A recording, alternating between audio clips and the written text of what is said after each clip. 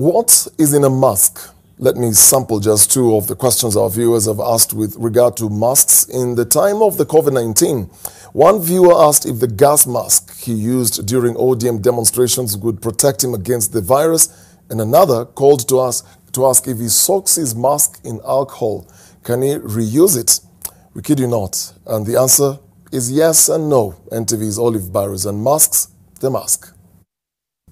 We've been told over and over that the best way to protect yourself from the novel coronavirus is to keep a distance of 2 meters or 2 arms lengths between yourself and others. But new research coming out of the Massachusetts Institute of Technology, and that is MIT, shows that the virus can travel up to 8 meters in a sneeze, 6 meters in a cough, and act as innocuous as exhalation can spread the virus. In other words, breathe wrong and you spread the virus. This is on top of what we already know, which is that the virus can stay suspended in the air for 3 hours. Given that short of death, we cannot stop breathing, the World Health Organization is reevaluating its position on masks, and the Kenyan government has not been left behind. If you are getting into a matatu, you are advised to wear a mask. If you are going to ride a tuk-tuk, you are advised to wear a mask. Beginning today, we have begun local production of the face masks. Now, previously, both of these parties only recommended masks for the infected, caregivers and medical professionals, as if handled wrong, masks can in fact increase your chances of infection. Most of masks are handled badly. If you have a mask on the whole day, keep touching it, putting it in and out, at the end of the day, it gets contaminated, then you touch it, then you touch your eyes. You are really just accumulating infection on the mask and not preventing the mask. But given this new information that the virus travels much farther than initially thought and can remain viable on surfaces for days, we've been forced to change tact, and quickly. The Health Cabinet Secretary, Mutahi Kagwe, dismissed cloth masks only yesterday. You know, not all face masks that are being made are worth anything. You know, I suppose it's better than nothing. It prevents dust. You know, it prevents dust from breathing dust. But he was singing a totally different tune today. The conflicting issues regarding the masks is that there are those who put themselves in more danger by using masks. But we have come to the conclusion as a Ministry of Health that nonetheless, it is imperative, it is easier, it is a measure that is better done than not done.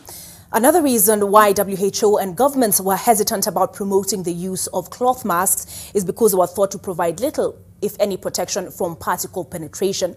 But if done properly, the Indian government says it's only 30% less effective than the surgical mask. And if nothing else, the MIT study shows that a mask can deflect the virus, denying it easy access to your mucous membranes. That's your eyes, your nose, and your mouth. So what does it mean? It means washing your hands or sanitizing them properly before you put your mask on. You must ensure that it covers your nose and mouth properly, and that there are no gaps even on the sides of your face. Now, do not turn your mask inside out to reuse it, which means do not be cheap. And also, do not touch your face even with the mask on. And that includes, let me just put it on properly again. And that includes this, to either eat or smoke, then putting it on again, because you're simply transferring the virus onto your hands. It also means you should not reuse a disposable mask. And the minute your mask gets damp, you must take it off, as its effectiveness is greatly reduced. And to take it off,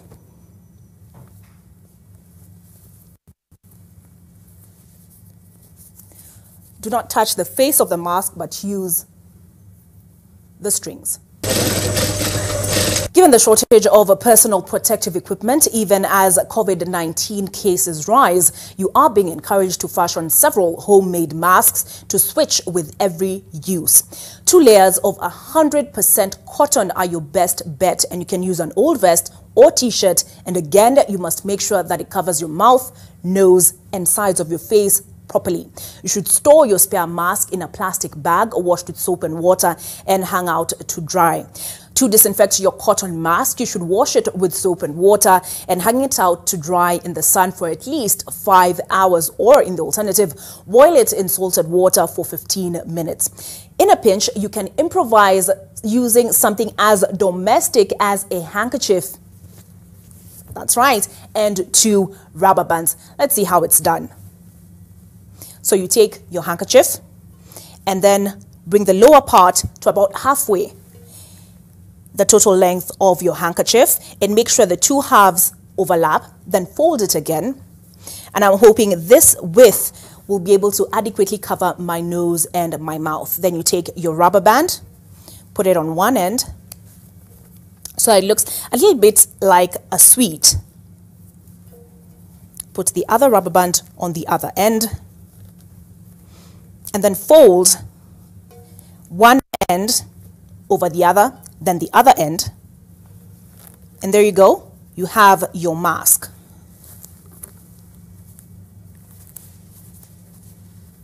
But the best advice remains to restrict your movement so that you don't come to within even 8 meters of an infected person. The second best advice is to wear a mask. Well, very interesting facts and information there. I'm sure many will want to watch that again to get the proper demonstration, but I'm not sure whether Olive mentioned whether we should buy new handkerchiefs or whether we can just clean up the ones that we already have to, cover our faces and to see how it works. But good job there, Dr. Olive.